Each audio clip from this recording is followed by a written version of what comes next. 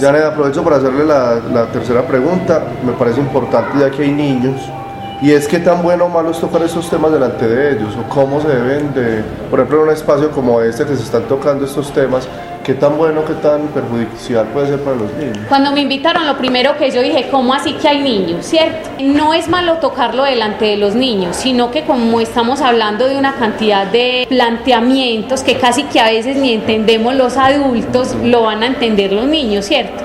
Los niños lo pueden entender a través del juego. Entonces, este tipo de espacio, creo que de espacios o este tipo de temas, de pronto pues como para personas pues más adultas, porque el complejo de Edipo, pues para ellos, ¿cómo así que yo estoy enamorado de mi mamá, de mi papá? Eso no es aceptable para ninguno de nosotros. Sí nos identificamos con ellos en muchas cosas, pero decir yo estoy, ¿cómo así? Si yo le digo eso a un paciente, mejor dicho, no vuelve a consulta, porque eso es muy difícil aceptar que yo estoy enamorada de mi papá, si a mí no me gusta cómo se viste, si a mí no me gusta una cantidad de cosas, entonces pues cierto, entonces no, con los niños se puede hablar se puede hacer el tratamiento si eso pasa, o se les puede hablar del tema a través pues del juego. ¿Qué más se podría contar de...? Bueno, ahí yo les empecé a hablar de la psicosis, la neurosis y las perversiones, ¿cierto? Él habla de todo el complejo de Edipo y lo enfoca pues desde ahí. Una persona que no resuelva este complejo de Edipo o el conflicto edípico, entonces tiende a ser una persona que nosotros podemos llamar asocial, desadaptada, psicótica, neurótica, perversa, ¿cierto? Si no se resuelve ese complejo de Edipo como tal. Y habló algo muy importante, que él hace la interpretación de los sueños. Él empezó a hablar de la hipnosis, pero se dio cuenta que desde la hipnosis muchas personas no eran hipnotizables, entonces dijo, no, acá hay otra cosa, y es hablar desde la parte sexual. Y desde la parte sexual a través de interpretando pues los sueños. Entonces empezó a interpretar sueños y se dio cuenta que desde los sueños hay un contenido manifiesto y un contenido latente. Un contenido manifiesto es, por ejemplo, nosotros soñamos, todos los seres humanos soñamos todos los días, que no nos acordemos es otra cosa, pero queda en el inconsciente el sueño. Entonces el contenido latente es, por ejemplo, manifiesto, es, por ejemplo, lo que nos acordamos que soñamos. Ay, yo soñé que estaba en tal y tal casa con tales y tales personas, ¿cierto? Y el contenido latente es lo que nosotros no nos acordamos que soñamos. Ay, pero es que iba por un camino y no sé qué pasó ahí. Ese tipo de cosas. Eso fue casi que lo más importante dentro del planteamiento general de Freud. Sí. Ahora sí, qué pena, sí. Por ejemplo, cuando se llega a la pubertad, más o menos a los 11, 12 años de edad, que cuando tiene todavía el complejo de Edipo, ¿qué puede mostrar? O sea, quiera conocer qué tiene ese conocimiento que va a mostrar que tiene ese complejo, qué tipo de... Bueno, resulta que Freud habla que por allá, entonces los niños ya hacen una etapa más o menos hasta los 6 años, ya los niños ya han resuelto pues el complejo, listo. Y en la pubertad otra vez vuelve el complejo de Edipo. Él lo habla pues que otra vez volvemos como a esa parte, pero ya en términos de identificación. Entonces ya qué es lo que queremos, ya escogemos el grupo de pares, el grupo de amigos, ya escogemos la cultura, es que yo quiero esto, me gusta lo otro, no me gusta esto, ¿cierto?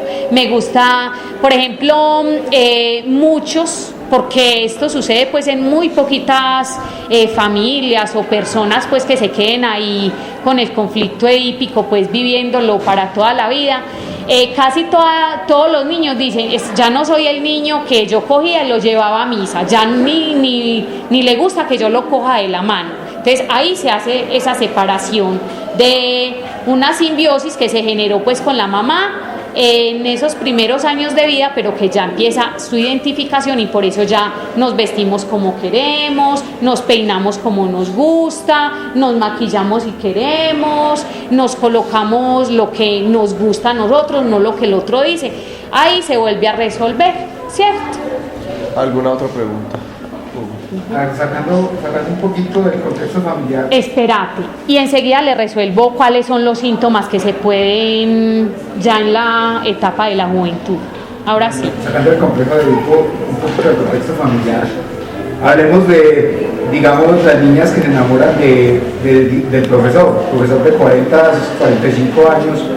¿Se puede considerar complejo de Edipo? Sí, es la relación incestuosa que se tuvo con el padre y que de alguna forma quedó ahí. Claro, por eso entonces tenemos, ay no, es que como así usted está, o sea, él está muy viejo para su edad, claro. ¿Por qué? Porque casi que siempre, esto les duele mucho a los hombres, pero casi siempre escogen una pareja que más o menos sea como la mamá, que sea aseada, si la mamá fue aseada, que sea así tranquila, sumisa, si la mamá fue así, más o menos. Lo que pasa es que ya en esta época las mujeres que pudimos resolver bien ese complejo de Edipo ya no nos dejamos de eso, ¿sí me hago entender? Entonces es como eso. Pero ahí en ese ejemplo está la relación edípica, parejita, y lo mismo puede suceder, una mujer mayor y son los que decimos que son los viejos verdes, que no sé qué, ese tipo de cosas. Bueno, ahora los síntomas que quedan para resolver pues en la adolescencia, yo creo que con esa pregunta ahí quedó, ¿cierto? Ahí quedó pues como resuelto.